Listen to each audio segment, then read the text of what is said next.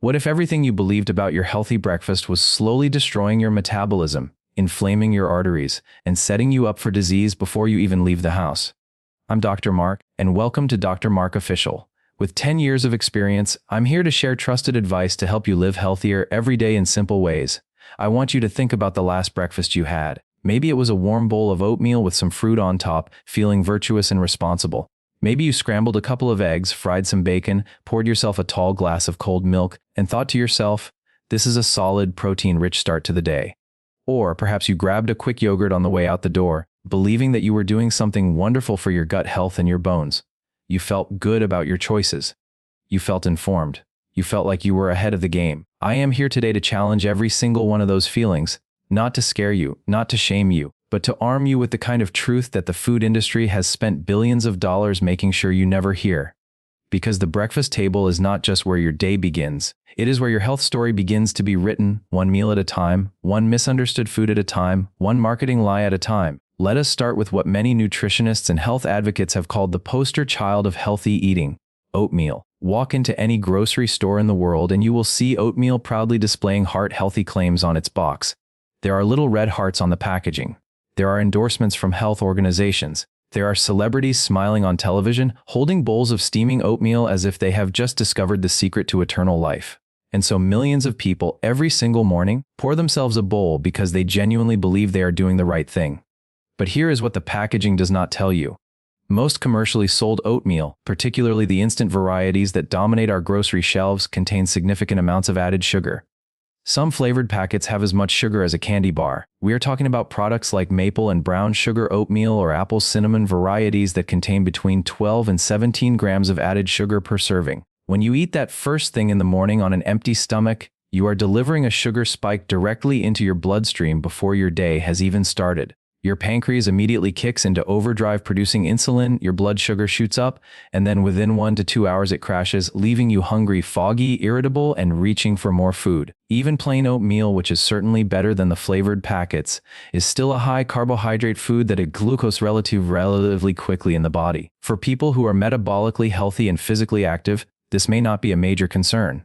But the reality is that a large percentage of the population today is dealing with some degree of insulin resistance, pre-diabetes, or metabolic dysfunction, often without even knowing it. For these individuals, starting the day with a bowl of oats, however well-intentioned, could be fueling inflammation, fat storage, and energy crashes throughout the day. There is also the issue of glyphosate contamination. Glyphosate is the active ingredient in the widely used herbicide Roundup, and oats are frequently treated with it right before harvest as a drying agent. Multiple independent studies and testing initiatives have found detectable levels of glyphosate in popular oatmeal products, including those marketed to children. The World Health Organization has classified glyphosate as a probable human carcinogen. Yet every morning, families across the world are feeding their children bowls of what they believe is one of the safest, healthiest foods available. Now, I want to be fair. Oatmeal is not poison. Steel-cut oats eaten in moderation, with no added sugar, paired with quality fats and proteins, can be a reasonable food choice for some people. But the blind, unquestioning worship of oatmeal as the ultimate health food, that is the problem. That is the deception. Let us talk about eggs, because this is where the story gets truly fascinating and honestly a little bit infuriating. For decades, Americans and people around the world were told that eggs, particularly egg yolks, were dangerous. They were told that the cholesterol in eggs would raise their blood cholesterol and give them heart disease. This message was hammered into public consciousness through government dietary guidelines, media campaigns, and medical advice. People threw away their egg yolks. They bought egg white products. They felt guilty every time they ate a whole egg. And then the science started to catch up with the truth. Study after study began demonstrating that dietary cholesterol has a minimal impact on blood cholesterol levels for the vast majority of people.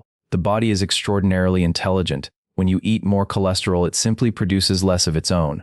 Eggs are actually one of the most nutritionally complete foods on the planet. A single whole egg contains high-quality protein, all 9 essential amino acids, vitamins A, D, E, B12, riboflavin, folate, choline, selenium, phosphorus, and lutein and zeaxanthin, 2 powerful antioxidants that protect your eyes. The yolk, which was demonized for so long, is where almost all of these nutrients live. The 2015 Dietary Guidelines Advisory Committee in the United States quietly removed the cap on dietary cholesterol, essentially admitting that decades of anti-egg propaganda had been misguided. But did the media cover that story the way they covered the original warnings? Of course not. And so millions of people are still avoiding egg yolks based on advice that the scientific community has largely walked back. The real issue with eggs today is not the egg itself. It is the quality of the egg and how it was produced. A factory-farmed egg from a chicken that never saw sunlight was raised in a tiny cage, fed an unnatural diet of corn and soy laced with antibiotics and hormones. That egg is not the same as a pasture-raised egg from a chicken that roamed freely, ate bugs and grass, and lived a natural life. The nutritional profile of these two eggs can be dramatically different. Pasture-raised eggs have been shown to have higher levels of omega-3 fatty acids, vitamin D, vitamin E, and beta-carotene. The way we raise our food matters enormously, and the egg industry has done a masterful job of making all eggs look the same while charging premium prices for a fraction of them. So eggs are not the villain they were made out to be. But not all eggs are created equal. Your choice of which eggs to buy is not just a health decision, it is a moral and agricultural one as well. Now let us talk about bacon, and I know this is where I might lose some of you and also where I might gain some of you, because bacon has somehow become a cultural phenomenon, a comfort food icon, a symbol of indulgence that people are almost tribal about defending. I understand. Bacon smells incredible. Bacon tastes incredible. And anyone who tells you bacon is absolutely fine and has no downsides is not telling you the complete picture. Conventional bacon, the kind you find in most grocery stores, is processed meat, and processed meat has been classified by the International Agency for Research on Cancer, which is part of the World Health Organization, as a Group 1 carcinogen. That is the same classification as cigarette smoke and asbestos. Now, that does not mean eating a strip of bacon is equivalent to smoking a cigarette. The risk levels are different. But it does mean the evidence linking processed meat consumption to cancer, particularly colorectal cancer, is strong and consistent. Why is conventional bacon problematic? Because of what goes into the curing process. Most commercial bacon contains sodium nitrite, a preservative that helps maintain the pink color of the meat and prevents bacterial growth. When sodium nitrite is exposed to high heat, like when you fry bacon in a pan, it can form nitrosamines, which are compounds that have been shown in numerous studies to be carcinogenic. Additionally, commercial bacon is typically loaded with sodium, artificial flavorings, and in many cases comes from pigs raised in concentrated animal feeding operations where the animals are given antibiotics routinely and live in conditions of profound stress and overcrowding. There are better options. You can find uncured bacon from pasture-raised pigs that uses no added nitrites or nitrates, or uses only naturally occurring sources like celery powder. The fat profile of pasture-raised pork is actually healthier than that of conventionally raised pork, and eaten occasionally as part of a diverse and balanced diet. This kind of bacon is a very different food than the mass-produced packaged product sitting in most refrigerators. The problem is not bacon in its ideal form. The problem is the casual, daily consumption of heavily processed, low-quality commercial bacon eaten without thought, paired with other inflammatory foods, and marketed as a perfectly normal part of breakfast culture. And now we arrive at dairy, milk, cheese, yogurt, cream, and perhaps no other food group has been so brilliantly marketed, so deeply embedded in cultural mythology, and so persistently misrepresented when it comes to human health. Got Milk campaigns told us milk builds strong bones. School lunch programs mandated dairy. Parents poured glasses of milk for their children with an almost sacred certainty that they were building healthy bodies. Here is the truth. Humans are the only species on Earth that drinks the milk of another species, and we are the only species that continues to consume milk beyond infancy.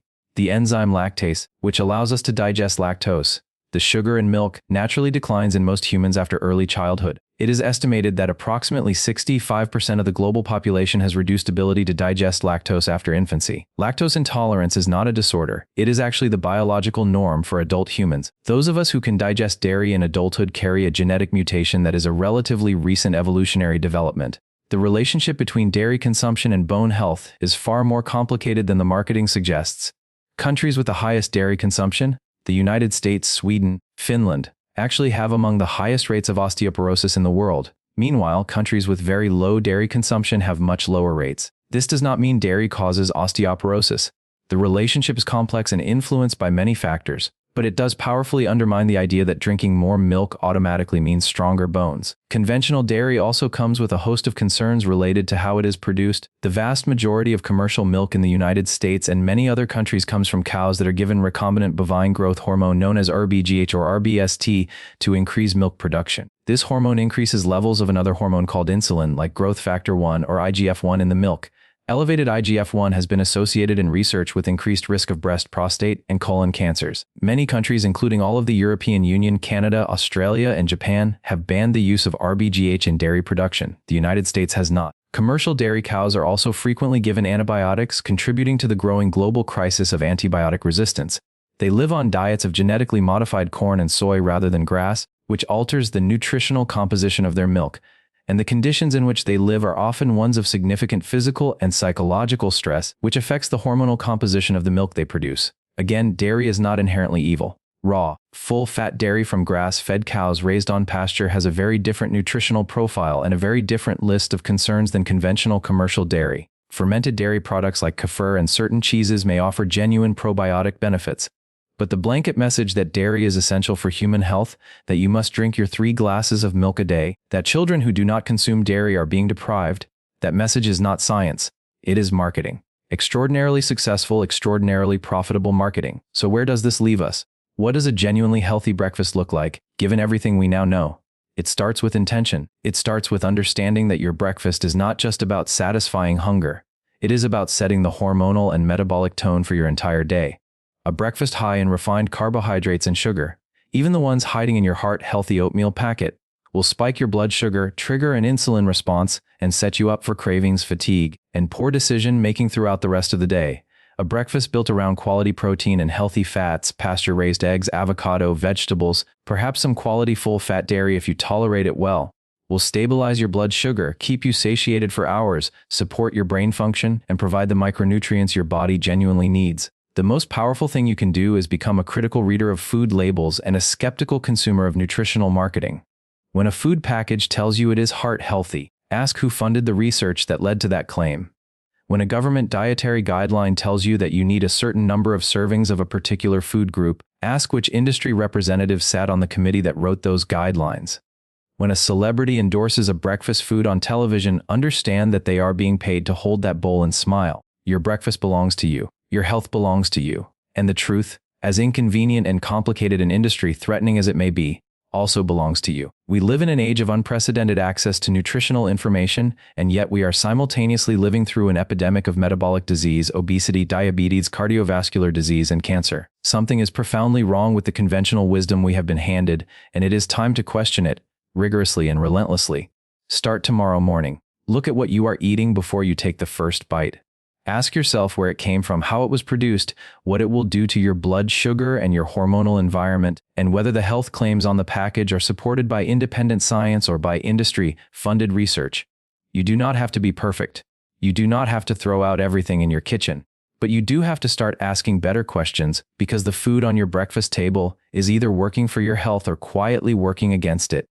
And you deserve to know which one it is. The most important meal of the day should not be the most confusing, the most manipulated, or the most profitable for an industry that has built its fortune on keeping you misinformed and hungry for more. Thank you for watching Dr. Mark Official. I'm Dr. Mark, and I hope this helped you take one more step toward better health and balance. Stay safe, stay active, and I'll see you in the next video.